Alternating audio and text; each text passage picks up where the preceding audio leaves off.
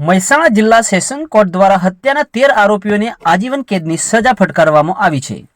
મહેસાણાના શોભાસણ ગામ પાસે 16/3/2014ના દિવસે થયેલી હત્યા મામલે 13 આરોપીઓને કોર્ટ દ્વારા આજીવન કેદની સજા આપવામાં આવી છે। સરકારી વકીલ રેખાબેન જોશીની ધારદાર દલીલના આધારે કોર્ટે તમામ આરોપીઓને આજીવન કેદની સજા ફટકારી છે। મહેસાણા અમદાવાદ હાઈવે ઉપર સિવાલા સર્કલ પાસે થયેલા અકસ્માત મુદ્દે થયેલા બબાલમાં કરાઈ હતી એક વ્યક્તિની હત્યા। ઉમિયા માતાના દર્શન કરી પરત આવી રહેલા અમદાવાદના દેવાંગ પટેલની થઈ હતી હત્યા। દેવાંગ પટેલ અને તેના મિત્રો ઉપર પથ્થરમારો કરી હુમલો કરવામાં આવ્યો હતો, જેમાં એક વ્યક્તિનું મોત થયું હતું। આ કેસમાં તમામ 13 આરોપીઓને કોર્ટે આપી આજીવન કેદની સજા।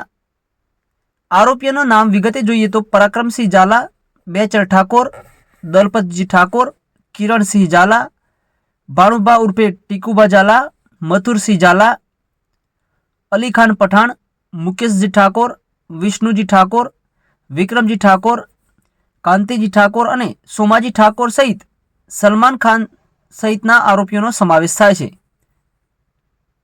તમામ આરોપીઓને કોર્ટ દ્વારા આજીવન કેદની સજા ફટકારવામાં આવી છે।